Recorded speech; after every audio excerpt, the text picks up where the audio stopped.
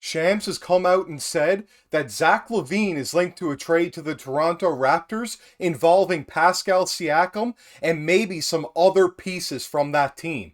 We're going to get into more of that in this episode of Bulls Digest. I'm your host, Joey Mercer, and before we get into it today, I just want to say that about 92% of you that watch these videos are not subscribed, so if you haven't already subscribed to the channel, make sure to go down below, sub to the channel, turn on the bell for notifications, and every day when we upload, you will be notified and you won't have to search for this content anymore. It'll be right there for you 7 days a week. So without further ado, let's get into the first topic of the day, and that is Shams on a LaVine trade. So The Athletic has actually put up an article that Shams got some pieces from different insiders, different teams around the league like he does, about Zach LaVine being made available and how the Raptors are in the same situation as the Bulls right now, as they are looking to be sellers and not necessarily buyers. But if two selling teams could, move around some pieces and both become a little bit better, why not do it? And that's where this has come into place.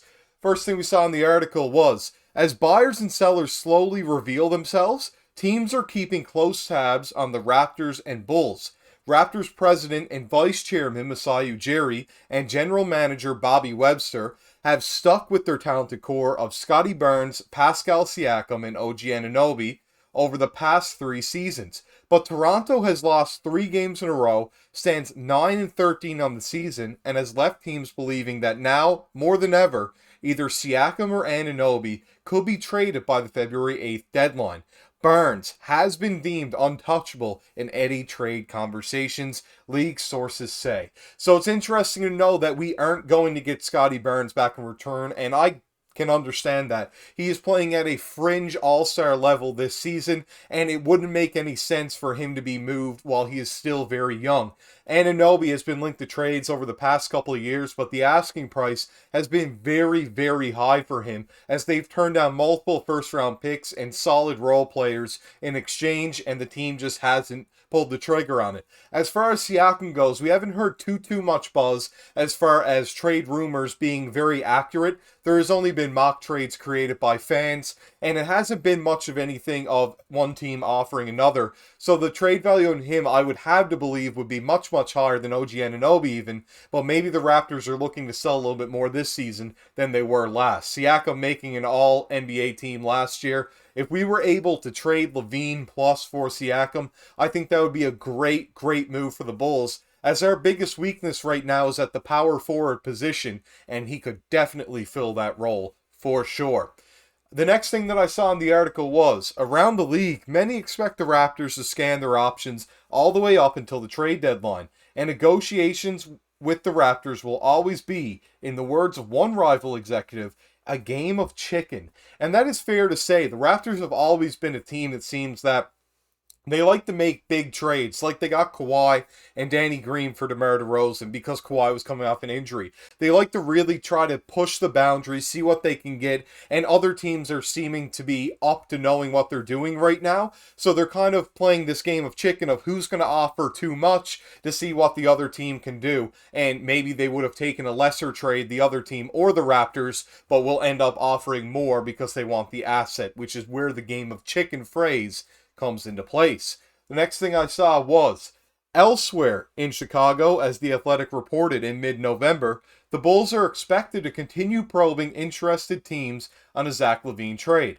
The Bulls have won 4 games in a row for the first time since February of 2022 and are now 9-14 and in the midst of the postseason race. All of the wins have come without LaVine, who will miss 3 to 4 more weeks to treat right foot inflammation, and interested teams are keeping an eye on LaVine's health situation and his return to play. The Los Angeles Lakers and Philadelphia 76ers are expected suitors for LaVine, but both are operating from positions of patience and due diligence. And now, as the Bulls have found their stride over the past week and are just 1 game out of a play-in tournament spot, teams will continue to monitor their approach with LaVine and DeMar DeRozan, who will be an unrestricted free agent in the offseason. The Athletic's Sam Amick recently reported that DeRozan's preferred trade destinations are the New York Knicks and Miami Heat if he does end up being dealt.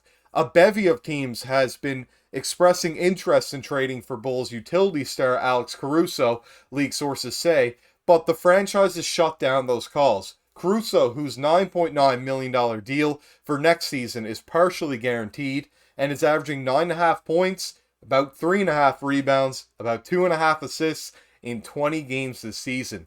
As one high-ranking team official put it last week, it's a gradually developing trade market this year.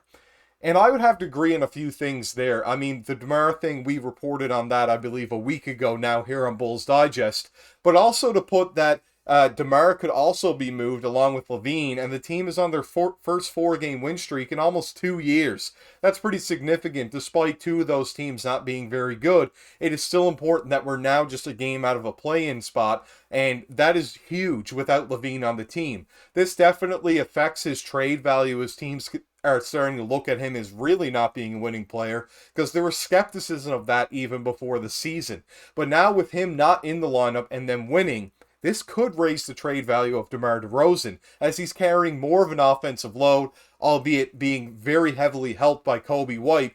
But DeMar DeRozan isoed on Jeremy Sohan the other night, and that was one of the best fourth quarters he's had this season, and he played phenomenal to end that game and was really doing whatever he felt like he needed to do in the iso to score, and I believe he shot 3 for 4 down the stretch. So that might raise the trade value of him, even though LaVine's trade value may have plummeted a little bit. And maybe we can link some different pieces in there to make a move for LaVine for Siakam, because I think that could be very beneficial for the Bulls. And depending what we could add for the Raptors, it could also help out them in their situation. Once again, depending what both teams would have to move. There would have to be some other pieces and picks there, and one team would definitely have to take less. And I'm not sure what team that would be, but it would seem like it would have to be the Raptors. I'm not trying to say that the Raptors are just going to give us players and picks, but it seems like we might have to give up picks in order for a Siakam trade. But if it's LaVine for Siakam or LaVine and a bunch of picks for Siakam, I think that is very worth it on the Bulls' end. And if the Raptors would be happy with that and happy to be into a rebuild mode, or even if they just became better with LaVine in the lineup somehow, because they haven't really had a reliable shooting guard there in some time now, with, of course, Gary Trent Jr. not playing a whole lot of consistent time in the starting lineup. That is something they really have a hole at, and that could help them out as well. I'm not sure who they would bring in. They'd probably slot up Scotty Barnes to the 4, play OG at the 3, of course. Then you got Zach LaVine.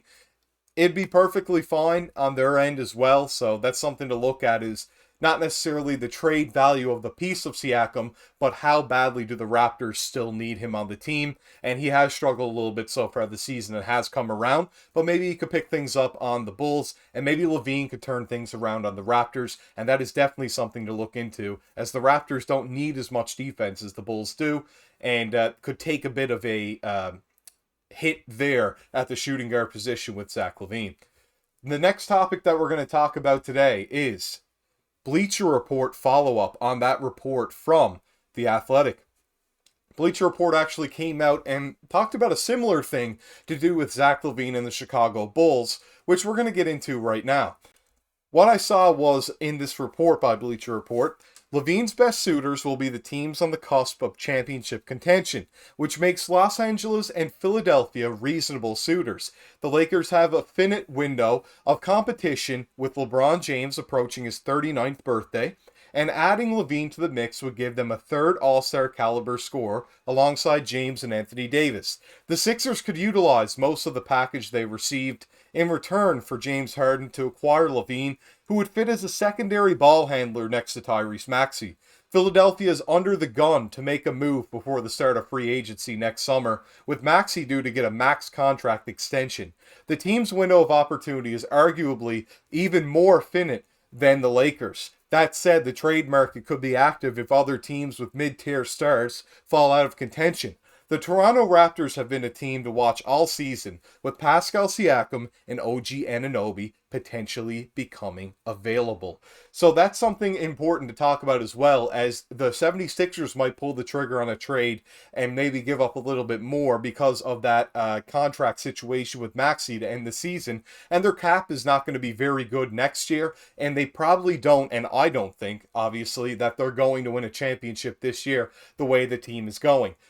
Joel Embiid is eventually going to break down. I mean, he's injury prone in the past, and the amount of pressure and stress that Nick Nurse has put on his body so far this year, he is playing at an MVP level pace. I think he is the front runner right now, as Jokic only had a couple bad games. I can't be too harsh on him. But Embiid, where it's such a close race, has definitely taken that leap to the number one spot in the MVP ladder. And he's just playing so much, and so much of the offensive load is on him. Although, of course, Maxey's putting up a lot of points, it has to be grueling on Embiid's body, as he's not getting any younger, and that is something to look at, that they might want to try to win now rather than later, because you cannot keep Embiid waiting too much more. Last thing I saw in the article was the Bulls have been monitoring LaVine's trade market throughout their slow start to the season. Chicago began the 2023-24 campaign at 5-14 before reeling off 4 straight wins, while LaVine has been ruled out of the lineup. LaVine is the second season of a 5-year, $215.2 million contract. His salary will be a concern for some potential suitors, particularly given the fact LaVine is not a high-level defender and largely relies on his scoring prowess to be effective. Paying $40 million per year for a score-first player in an era where 42 players are averaging 20 points per game is a luxury rather than a necessity. And that is true. He is one of the top scorers in the league, and there's more than just the points per game that they're not looking at there. LaVine is a very good shooter, able to come off screens, shoot well. He's also able to attack the rim at, when he wants to. Sometimes he settles for shots that he doesn't get directly to the rim, but his ability to get there is very, very good. For somebody that's had such injuries that should affect his bounce, he is still bouncy, believe me. And the shooting is from deep, deep too. He can shoot pretty well anywhere on the court that he feels like, and that is not something to be understated. You can't just look at guys that are putting up 20 a game and say, oh, they're all the same because they're putting up around 20, and there's 42 players in the league putting up 20, so LaVine's not that good. But he is one of the top 15 offensive options in the league, in my opinion, scoring-wise. I know there's other players like Jokic and Doncic that get other people involved, but when it comes to just a pure scorer, LaVine is definitely in the top 15, in my opinion, and that is something that I will stick to. We are going to get into more of this in the next episode of Bulls Digest. I'm your host, Joey Mercer. Make sure to go down below, like and comment on the video. I love hearing from you guys, and we'll see you in the next one. Make sure to subscribe to the channel, turn on the bell for notifications, and you'll be notified for the next upload. I'm your host, Joey Mercer, signing off.